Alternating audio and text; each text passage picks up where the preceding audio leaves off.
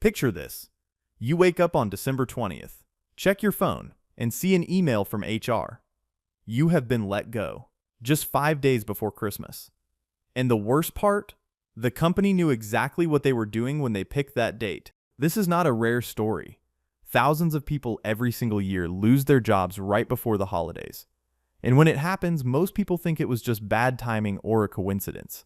But psychologists and business experts say it is anything but accidental. Today we are going to pull back the curtain on the companies that do this. We are going to talk about why they choose this specific time of year, what is really going on inside those boardrooms, and what it tells us about how some companies truly see their employees. And before we go further, just know this. By the end of this video, you will never look at a holiday season the same way again. You will understand exactly why certain companies time their layoffs the way they do, and it is going to change how you think about job security. So let us start at the very beginning. What does it actually mean when a company does layoffs right before the holidays? We are talking about terminations that happen in late November, all of December, right up until Christmas or New Year. That window is very specific and very deliberate. Now you might be thinking, maybe companies just need to cut costs before the end of the fiscal year, and the timing is just unlucky. That is what most companies will tell you too. They will say it is a financial decision, nothing personal. But that explanation only tells half the story. Here is the first thing you need to understand. Companies have legal and HR teams that spend weeks planning a layoff. These are not decisions that happen overnight. By the time you get that email, the company has been preparing for months. The timing is always a choice. So why December? Why not January, or March, or any other month that is not tied to family gatherings, holidays, and emotional vulnerability? The answer lies deep in something called workforce psychology, and once you understand it, you will feel a chill that has nothing to do with the winter cold. Psychologists have studied how people respond to being fired, and the data is very clear. People who lose their jobs during emotionally significant times like the holidays are far less likely to take legal action against their employer. They are overwhelmed, emotionally drained, and focused on surviving the season, not fighting back. Let that sink in for a second. The emotional weight of the holidays actually works in the company's favor. When you are worried about how you are going to afford Christmas gifts for your kids, or how you are going to explain this to your family at dinner, you are not calling a lawyer. And companies know this. Their legal teams know this. Their HR departments know this. This is not a secret in the corporate world. It is a calculated strategy that takes advantage of the most vulnerable emotional period in most people's lives. And it works almost every single time. Now let us talk about something called the end-of-year financial window. Most companies close their books at the end of December.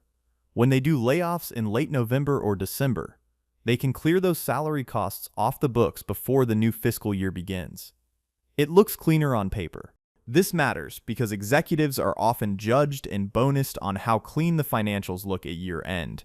So when they cut employees in December, they are not just reducing costs, they are also making themselves look better to shareholders and to the board. The employees pay the price so the executives can get their bonuses. Think about that for a moment. The very people making the decision to lay you off right before Christmas might be doing it in part to protect their own end-of-year bonuses. That is not speculation. That is a pattern that financial analysts have documented over and over again across multiple industries. But there is another psychological layer here that most people never talk about. When you get laid off in December, you are surrounded by people who are in celebration mode. Your friends are at holiday parties, your family is excited, and you are sitting there with no job, feeling completely isolated in your pain. That isolation is important to companies for a very specific reason. When employees feel isolated, they are less likely to organize, less likely to talk to former colleagues about taking collective action, and less likely to post publicly about what happened. The holiday season essentially muffles the employee's voice at the exact moment they need it most. There is also something happening with what psychologists call cognitive overload. During the holidays, your brain is already dealing with a massive amount of stress. Gift shopping, family dynamics, travel plans, financial pressure. When you add a job loss on top of that, your brain simply cannot process everything at once, and the job loss gets buried. Companies that understand this use it to their advantage. They know that if they wait until January, when people are refreshed, have clear heads, and are in a problem-solving mindset, those same employees are far more likely to push back, negotiate better severance, seek legal advice, or go public with their story. And here is something even more unsettling. Some companies actually time the layoff notification for a Friday afternoon, right before a holiday weekend. That gives them 3, 4, sometimes even 5 days before the employee can even reach an HR representative, a lawyer, or anyone who could help them understand their rights. By the time Monday comes around, the employee has spent an entire holiday weekend in shock, often without telling family members because they did not want to ruin the holiday. That delay in processing and taking action is extremely valuable to the company from a legal standpoint. Time is always on the company's side. Now let us talk about the social media angle, because this is something companies think about deeply. A well-timed holiday layoff often generates less social media outrage than a layoff in any other month. People are busy during the holidays. Timelines are flooded with Christmas content. Stories get lost in the noise incredibly fast. Compare that to a January or February layoff. People are back from vacation. They are bored. They are scrolling. A story about mass layoffs in January can spread like wildfire and seriously damage a company's reputation for months. But a December layoff, it gets a few angry tweets and then disappears by New Year's. Companies have PR teams that actively monitor this. They understand news cycles. They understand social media behavior during the holidays, and they factor all of that into the timing of layoff announcements. It is cold, it is calculated, but it is absolutely the reality of how modern corporations make these decisions. And then there is the recruitment angle. January is when the job market heats up. Companies that want to hire new talent, often younger or cheaper talent, to replace the people they just let go, benefit from doing layoffs in December because the people they let go are already in the job market by January. So the company gets to reset their workforce, clear the older, higher-paid employees, bring in fresh, cheaper talent in the new year, and do it all while the public is distracted by holiday content. It is almost elegant in how well it works for them. Brutal, but elegant from a business standpoint. Here is the moment that should make every working person stop and really think. The companies doing this are not struggling startups making desperate last-minute decisions. Many of them are enormously profitable corporations who simply decided that their employees were a line item to be optimized, and the holidays were the best time to do it. So now that we understand the foundation of why companies do this, let us go deeper. Let us talk about the actual psychology of the decision makers themselves. Who are the people in the room when these choices get made, and what are they actually thinking? Because understanding them changes everything. At the top of every layoff decision is usually a CFO and sometimes a CEO. These are people who have been trained their entire careers to see the business as a set of numbers. And while that sounds cold, the training they receive genuinely distances them from the human impact of their decisions. There is a psychological phenomenon called moral disengagement that researchers have studied extensively in corporate settings. It describes how otherwise decent people are able to make decisions that cause serious harm to others by convincing themselves that the harm is necessary, inevitable, or simply outside their personal moral responsibility. In the context of holiday layoffs, moral disengagement sounds like this. The market forced our hand. We had no choice. This is about the survival of the company. When executives say these things, they genuinely believe them. They have used language to distance themselves from the pain they are causing, and it is deeply effective. There is also something called diffusion of responsibility that plays a massive role in these decisions. Because layoffs are almost never the decision of one single person, everyone involved can tell themselves they were just one part of the process. The board approved it, legal signed off, HR implemented it. Nobody feels fully responsible. This diffusion is actually one of the reasons why layoffs so rarely lead to accountability for the people who ordered them. When an entire chain of command is involved in a decision, and everyone can point to someone else, the moral weight gets spread so thin that it almost disappears entirely from the perspective of those involved. Now let us talk about something called the dehumanization of data. When executives are looking at a spreadsheet and they need to cut 10% of the workforce, they are not seeing faces. They are seeing numbers. And the human brain is much more capable of making harsh decisions about numbers than it is about people. This is why large corporations often use consultants to do layoffs instead of internal managers.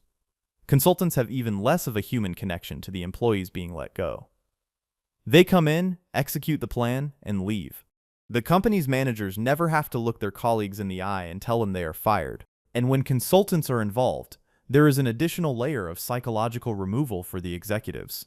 They can tell themselves they outsourced the difficult part. They did not fire anyone. The consultants did. This is not just rationalization. It is a deliberate structural choice that protects the decision makers from emotional accountability.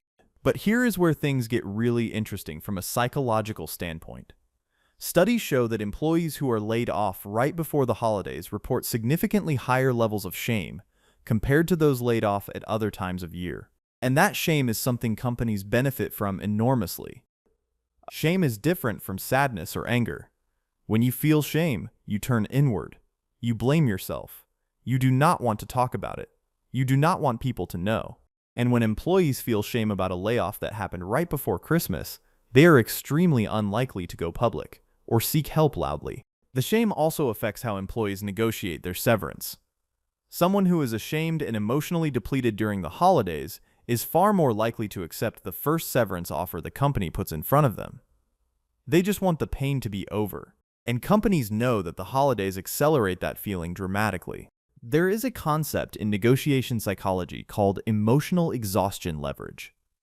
It simply means that whoever is more emotionally exhausted in a negotiation will almost always make concessions they otherwise would not.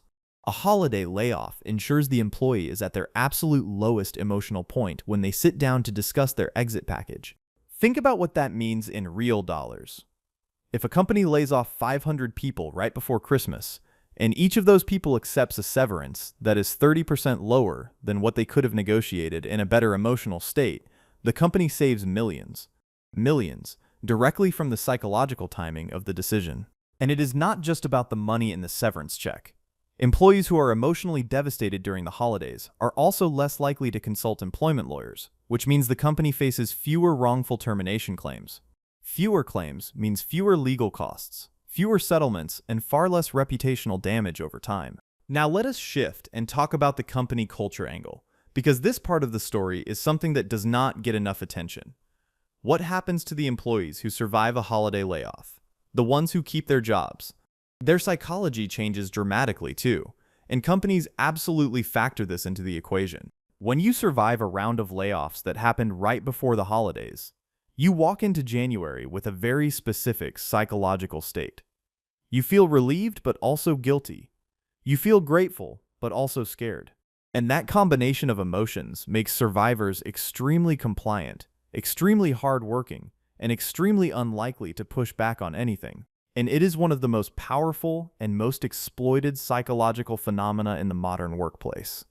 Companies that do holiday layoffs are not just cutting costs on the people they remove. They are also effectively resetting the power dynamic with every single employee who remains. After a holiday layoff, the surviving employees come back in January, walking on eggshells. They work longer hours. They ask for fewer raises. They complain less. They are deeply motivated by fear. And that fear-based motivation is incredibly productive for the company, at least in the short term. Long term, it destroys culture. But executives often do not care about the long-term cultural damage, because by the time it fully manifests, they have moved on to new roles, new companies, or new incentive structures. The damage they leave behind is someone else's problem. And this is one of the most tragically common patterns in modern corporate leadership. Let us now talk about something that will really get under your skin. How companies communicate these layoffs. Because the language companies use during holiday layoffs is a masterclass in psychological manipulation. Every word in those emails and announcements is carefully chosen to minimize the company's liability and maximize the employee's sense of powerlessness. You have probably seen the phrases, "We are restructuring to better align with our strategic goals." Your position has been eliminated, not you. "We are grateful for your contributions." These are not human phrases. They are legal phrases designed to say as little as possible while sounding as compassionate as possible. They are written by lawyers, not people. The phrase "your position has been eliminated" is particularly powerful from a psychological standpoint. It removes the human being from the equation entirely. It was the position that was eliminated, not the person. This subtle shift in language helps the company argue in court that the decision was purely structural and had nothing to do with the individual. It also helps employees feel less personally rejected, which sounds kind on the surface, but its primary function is legal protection for the company. The compassion in the language is engineered, not genuine, and when you read those messages knowing that, the coldness underneath becomes impossible to ignore. There is also the timing of how the notification is delivered. In the modern era, many companies do layoffs via email or even worse via a video call where the employee's access to company systems is revoked before the call even ends. That loss of access is deeply psychological. It sends a message louder than any email. Being locked out of your email, your Slack, your files, in real time while someone is still technically talking to you about your severance package is a dehumanizing experience. It signals that the company has already moved on. You are already gone in their systems. You are just waiting to be told officially what the machine already knows. And when this happens in December, just before you are supposed to be celebrating with your family, the contrast is absolutely brutal. One moment you are planning what to cook for Christmas dinner. The next moment you are staring at a locked screen and a calendar full of holiday events you can no longer afford to think about. Now let us zoom out and look at this from a broader societal perspective. Because holiday layoffs do not just affect individuals, they ripple outward in ways that are deeply damaging to communities, families, and the broader social fabric. And companies almost never account for these ripple effects in their decision-making process. When someone loses their job in December, the financial shock hits at the exact moment when spending is highest. Credit cards get maxed out, gift plans get canceled, family gatherings become tense, children pick up on the stress. The mental health toll on a household that experiences a holiday layoff can last for years after the job itself is replaced. Studies have shown that parental job loss during the holiday season has measurable effects on children's academic performance and mental health in the months that follow. The stress in the household does not just stay between the adults, it seeps into everything, and none of that shows up anywhere on a corporate balance sheet. There is also the community-level impact. When a large company does a mass holiday layoff, it can devastate local economies. Restaurants lose customers. Retailers lose shoppers. Service providers lose clients. The financial shockwave from a single company's decision can ripple through an entire town or city for months. But again, none of that is on the spreadsheet. This is what economists call an externality. It is a cost that is real and significant, but is paid by someone other than the company making the decision. And because companies are not required to account for externalities in their financial models, they can continue to make decisions that create enormous harm without ever being held responsible for it. Let us now talk about the companies that are often held up as examples of doing layoffs well, even during the holiday season. Because this is important. Not every company that does layoffs in December is doing it with bad intentions. Some genuinely try to handle it with dignity, and the difference in approach is worth understanding. Companies that handle layoffs with integrity tend to do several things differently. They give employees significant advance notice. They offer generous severance packages without employees having to negotiate for them. They provide outplacement services, meaning they actively help laid-off employees find new jobs. And they communicate honestly and directly without hiding behind corporate language. These companies still suffer financially from layoffs. The cost savings are still real, but they treat the departing employees as human beings who deserve respect and support during one of the most difficult moments of their professional lives. And what is remarkable is that these companies often emerge from layoffs with their culture and reputation stronger than before. Why? Because the employees who remain see how the company treated their departing colleagues. And that treatment becomes the loudest signal imaginable about what kind of company this truly is. When people are treated with dignity on the way out, the people who stay feel safer, more loyal, and more committed to the organization's future.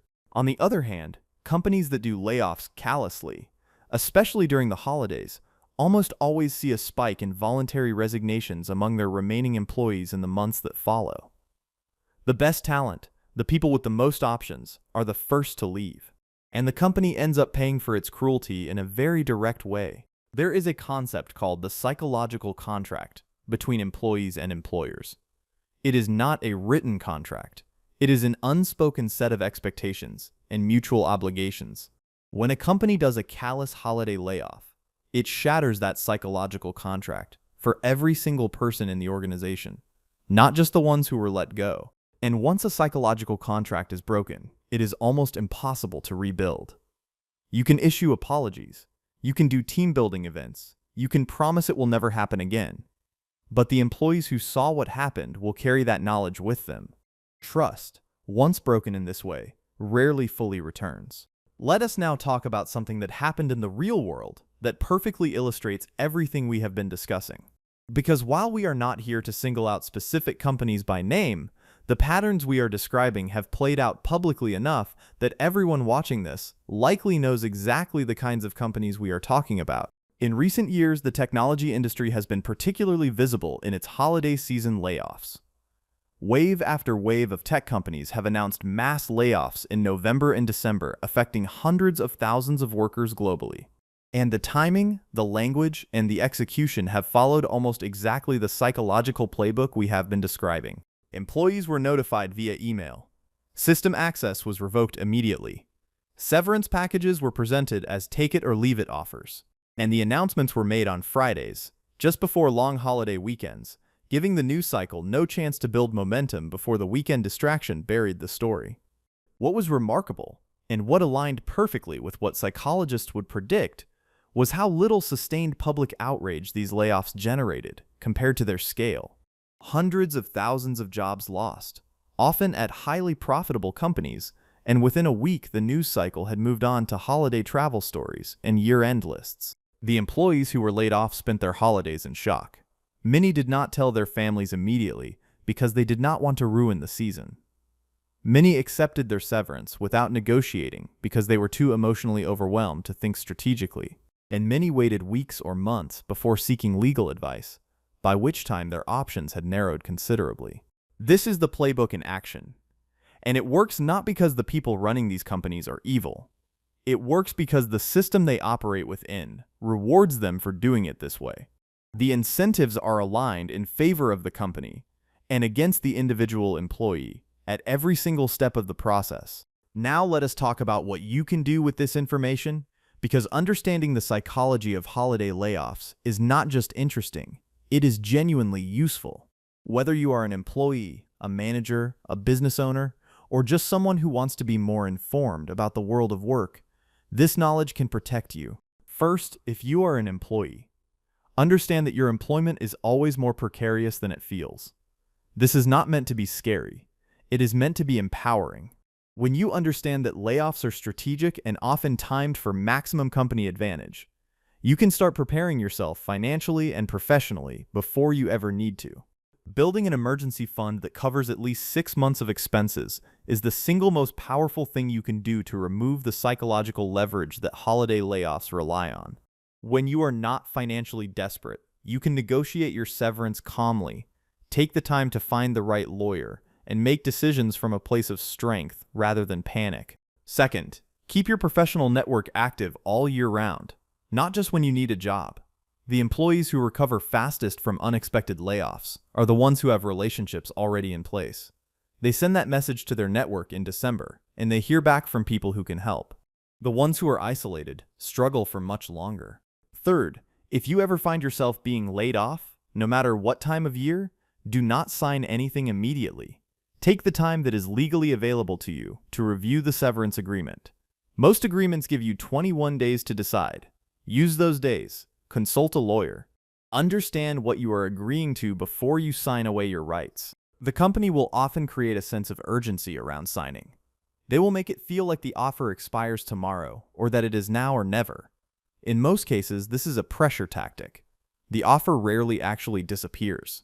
And even if it does, the legal framework around layoffs gives you more options than the company wants you to know about. Fourth, document everything. Before you lose access to your company's systems, which can happen within minutes of being notified, make sure you have copies of your employment contract, any performance reviews, any communications that might be relevant, and anything that documents your contributions to the company. Do not take anything confidential, but protect yourself legally and factually. Fifth, and this might be the most important thing of all, talk about it. The shame that holiday layoffs produce is the company's greatest weapon against you. When you talk about what happened, when you share your story with trusted people in your life and network, you dissolve the shame and you start to rebuild your sense of agency and self-worth. Now let us look at this from the perspective of leaders and managers who are sometimes asked to be part of layoff processes. Because many of the people who execute layoffs are not the decision makers. They are middle managers who are handed a list and told to make calls. And their psychology in this process is also worth understanding. Being asked to lay off your own team members is one of the most psychologically damaging experiences a manager can have.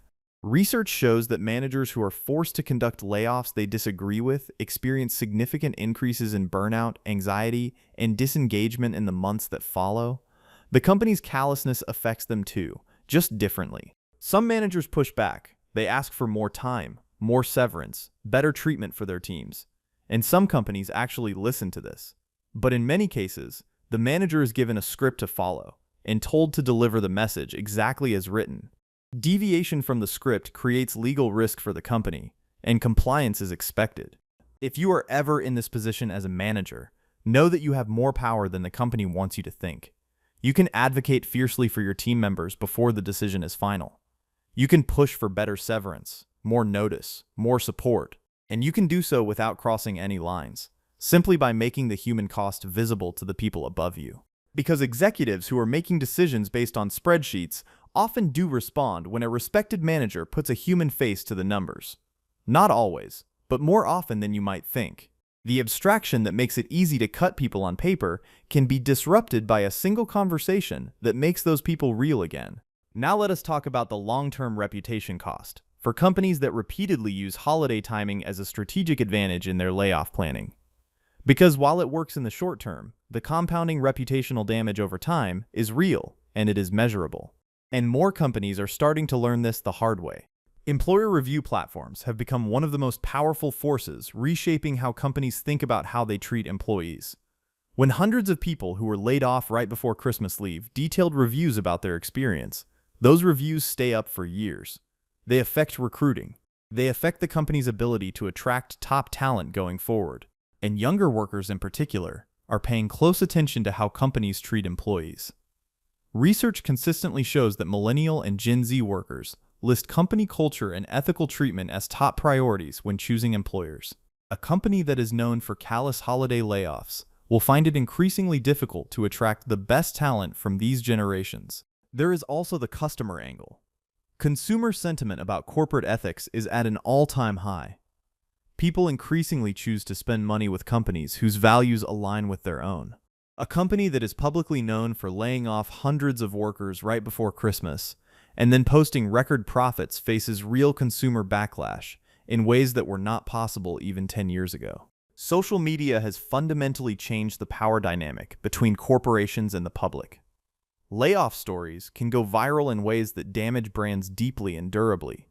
And companies that once relied on the holiday news cycle to bury these stories are finding that determined employees with large social media followings can keep those stories alive for months. This is actually one of the most meaningful shifts in the corporate landscape in recent memory. The psychological tactics that companies use to rely on to suppress employee voices during holiday layoffs are becoming less effective as workers become more digitally connected and more willing to publicly share their experiences. The power balance is slowly shifting. Let us now talk about something that does not get nearly enough attention in these conversations: the mental health crisis that follows holiday layoffs. Because the psychological damage from losing a job right before the holidays does not end when the new year begins. For many people, it is just the beginning of a much longer struggle. Research on unemployment and mental health consistently shows that job loss is one of the top predictors of depression, anxiety, and in extreme cases, suicidal ideation. And when that job loss happens during the holidays, a time that is already associated with high rates of depression and loneliness for many people, the compounding effect can be severe. People who are laid off right before Christmas often spend the following months in a state of depleted motivation that psychologists call learned helplessness. They stop applying for jobs. They withdraw from social activities. They feel like nothing they do will make a difference. And this state can persist for months, making recovery much slower than it would otherwise be. Companies are not required by law to consider the mental health impact of their layoff timing, but some companies are beginning to voluntarily provide mental health support as part of their severance packages. Counseling sessions, access to mental health apps, and wellness stipends are increasingly being included in exit packages at companies that understand the real human cost of what they are doing. This is not just altruism. Companies that include mental health support in their severance packages see lower rates of legal action, fewer negative reviews, and stronger alumni networks. Former employees who feel they were treated with genuine care during a layoff become ambassadors for the company rather than critics. It is good ethics and good business simultaneously. Let us now take a moment to talk about the history of holiday layoffs, because this is not a new phenomenon. The pattern of timing layoffs for maximum corporate advantage while minimizing employee resistance goes back decades, and understanding the history helps us see how deeply embedded this behavior is in corporate culture. In the era before the internet and social media, holiday layoffs were even easier for companies to manage quietly. There was no Twitter, no LinkedIn, no Glassdoor. A company could lay off an entire department in December, and the public would never hear about it. The employees had no platform, no voice, and no way to organize quickly. This historical context matters because the psychological tactics companies use today were largely developed during that era of information opacity. The scripts, the timing, the use of consultants, the legal language, all of it was refined over decades when companies faced almost no public accountability for how they treated departing employees. Old habits are hard to break. Labor laws have evolved over time to provide some protection for employees facing layoffs. In many countries and U.S. states, companies are required to give advance notice for mass layoffs. Severance pay minimums exist in certain jurisdictions, but these laws vary enormously, and in many places, the legal floor is shockingly low compared to the real impact on people's lives. And even where laws do exist, enforcement is often the responsibility of the individual employee. You have to know your rights, know that they have been violated, and have the resources and emotional bandwidth to pursue legal action.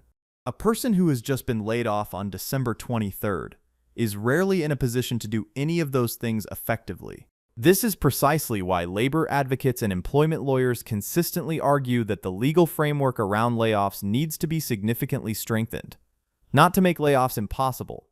Businesses do sometimes genuinely need to reduce their workforce, but to ensure that when layoffs happen, they happen in a way that treats employees with the dignity and fairness they deserve.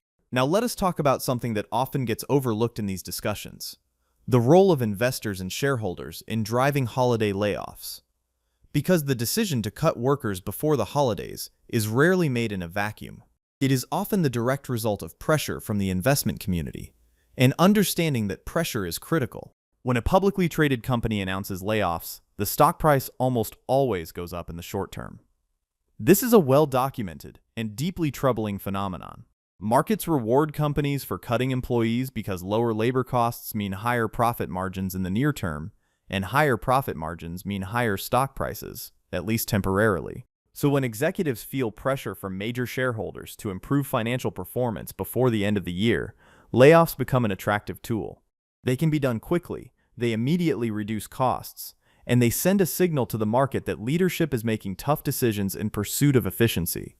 It is a play that reliably moves the stock price. And because many executives have significant portions of their own compensation tied to stock performance, they have a direct personal financial incentive to make decisions that boost the stock price, even when those decisions cause serious harm to the people whose labor made the company successful in the first place. The incentive structure is fundamentally broken. Some institutional investors are beginning to push back on this dynamic.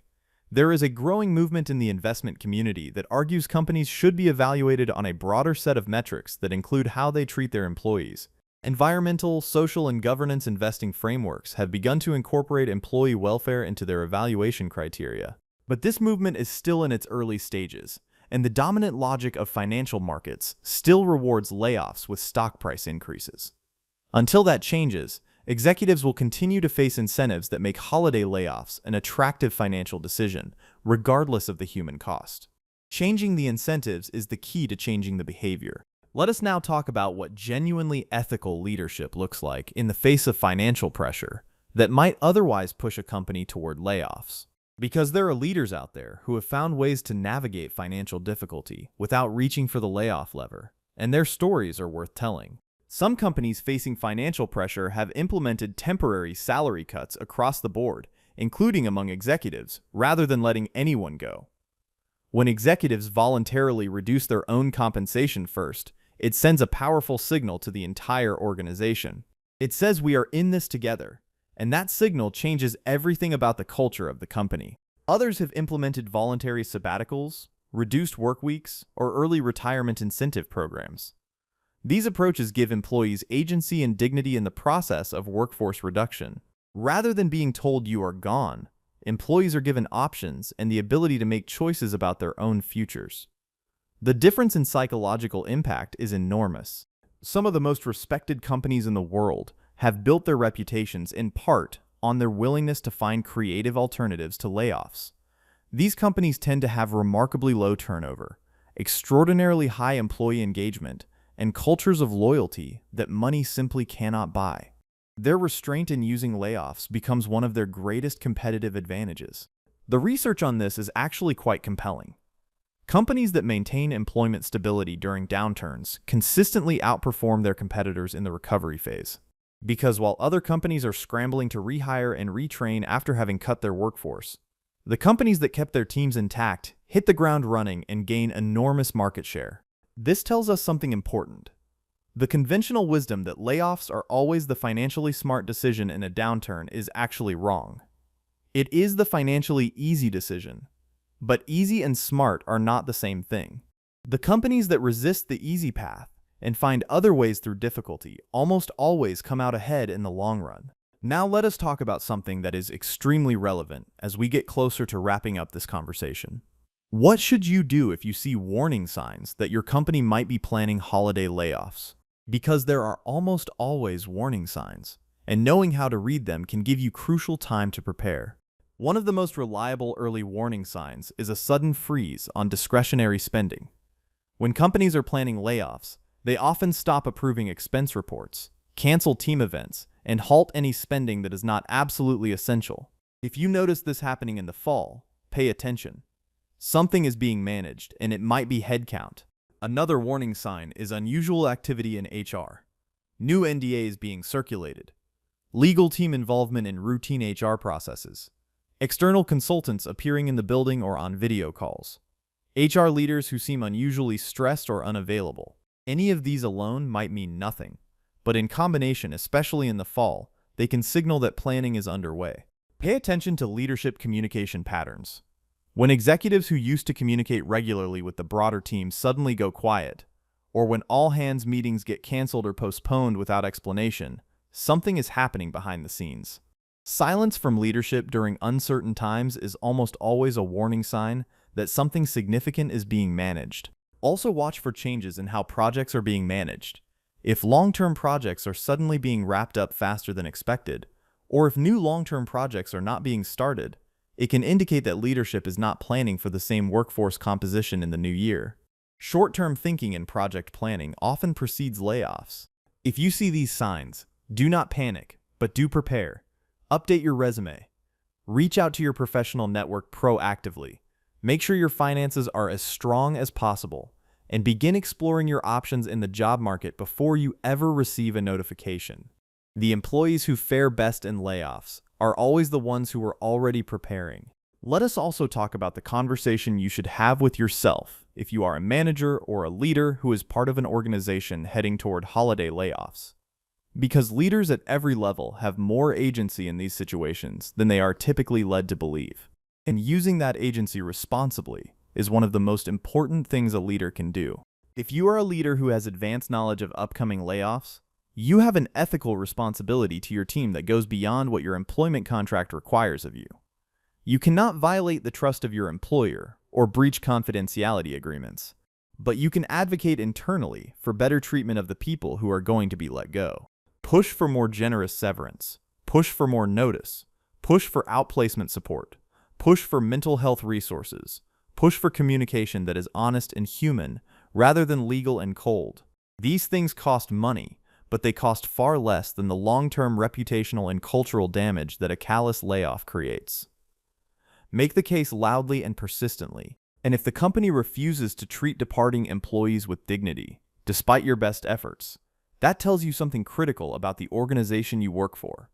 It tells you what you are worth to them when the math changes. And it gives you very important information about your own future at that company.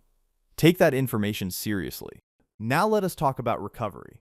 Because if you are watching this and you have already been through a holiday layoff, either recently or in the past, there are specific things you should know about recovering from this particular kind of loss. Because it is not just a job loss. It is a psychologically specific kind of wound, and it heals best with specific care.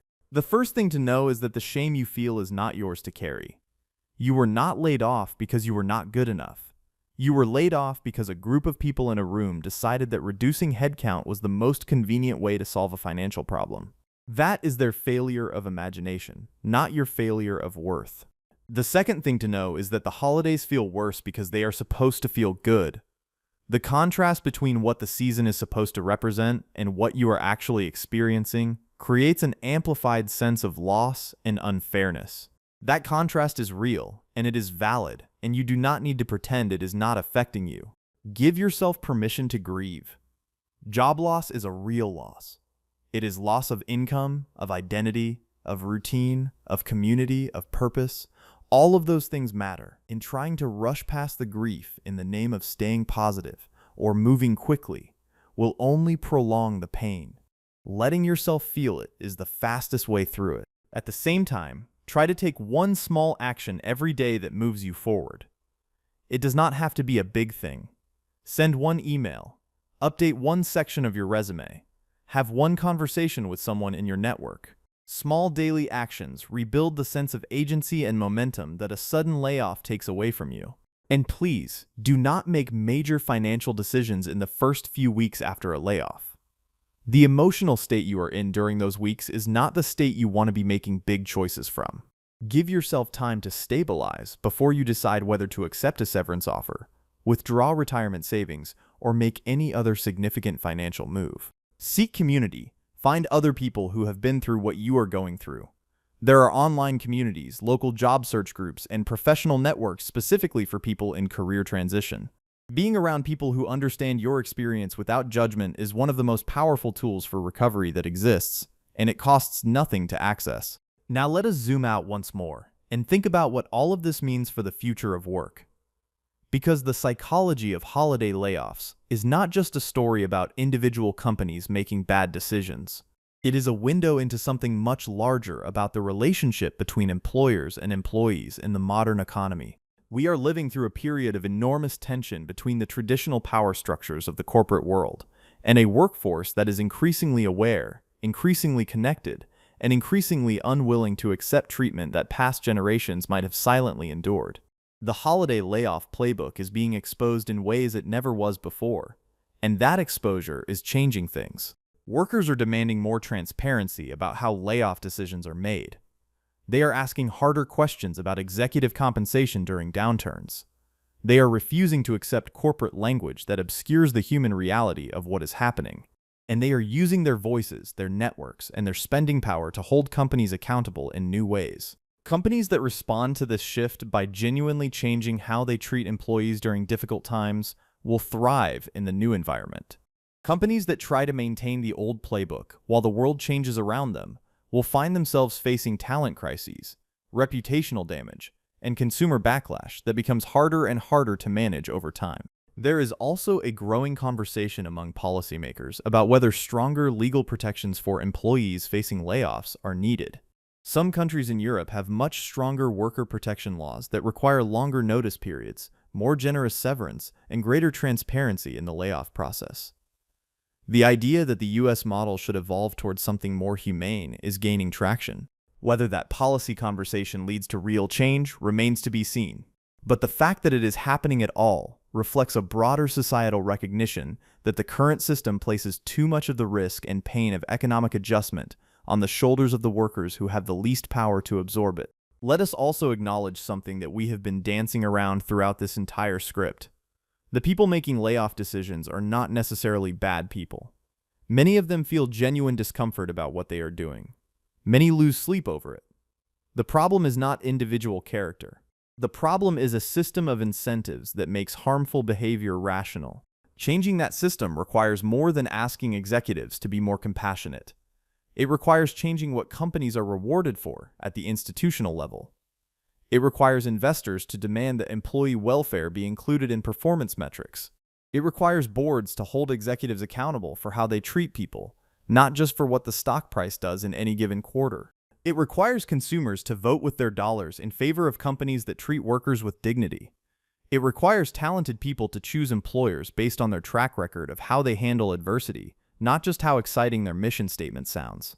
Individual choices, made consistently across millions of people, can change the incentives that drive corporate behavior. And it requires employees themselves to be educated about their rights, their options, and the psychology behind how companies manage them during difficult times. Which is exactly what this video is about. Knowledge is power, and understanding the psychology of holiday layoffs gives you a kind of power that most employees never have access to. Let us now start bringing this together. We have covered an enormous amount of ground today. We have talked about why companies time layoffs for the holidays. We have explored the psychology of the decision makers. We have examined how employees are psychologically manipulated by the timing, and we have looked at what both employees and leaders can do about it. The central truth at the heart of all of this is actually quite simple. The companies that do layoffs right before the holidays are making a bet. They are betting that your emotional vulnerability will work to their advantage. They are betting that the shame, the shock, and the holiday distraction will keep you from pushing back, fighting back, or speaking out. And for decades, that bet has paid off reliably. Because most people did not understand what was happening to them. They thought it was just bad timing. They thought it was just business. They internalized the shame. They accepted the first offer. They stayed quiet. And the companies walked away having gotten exactly what they were after. But that is changing. More people are talking about this. More people are sharing their stories. More people are educating themselves and their networks about how these dynamics work. And the more people understand the psychology behind holiday layoffs, the less effective those tactics become. Awareness is the single most powerful antidote to this kind of manipulation. There is something almost poetic about the fact that the holiday season, which companies exploit for their layoff timing, is also the season when people are most connected to the things that truly matter. Family, community, human dignity. The very values that holiday layoffs violate are the values that the season is supposed to celebrate. And maybe that contrast is worth sitting with. Because when a company chooses to lay off its workers right before the holidays, it is making a statement about its values that is louder than anything in its mission statement or its annual report. It is saying that the financial optimization of the moment matters more than the human beings who made the company possible. That is a statement that companies should be held accountable for. Not just in the courts, not just on review platforms, but in the broader conversation about what kind of economy we want to live in and what kind of relationship we believe should exist between the people who own businesses and the people who build them with their daily labor. If you have made it this far in this video, you are now someone who understands something that most people never stop to think about. You know why holiday layoffs happen. You know the psychology behind them. You know the tactics used to suppress your response and protect the company. And that knowledge cannot be taken from you. Share this information with the people in your life, with your colleagues, your friends, your family members who are in the workforce, because the best protection against being exploited by a system you do not understand is understanding the system. And the more people understand this, the harder it becomes for companies to keep using these tactics without accountability. And if you are currently going through this, if you are someone who received that notification this December, or last December, or any December, know that what happened to you was not your fault. You were not failed by your own inadequacy. You were failed by a system that placed your well-being below a line item in a budget. That is their failing, not yours. The holiday season is supposed to be about hope. And despite everything we have talked about today, there is real reason for hope, because the power that companies have relied on for decades is slowly eroding. Workers are waking up, investors are paying attention, policymakers are listening, and consumers are choosing with their values.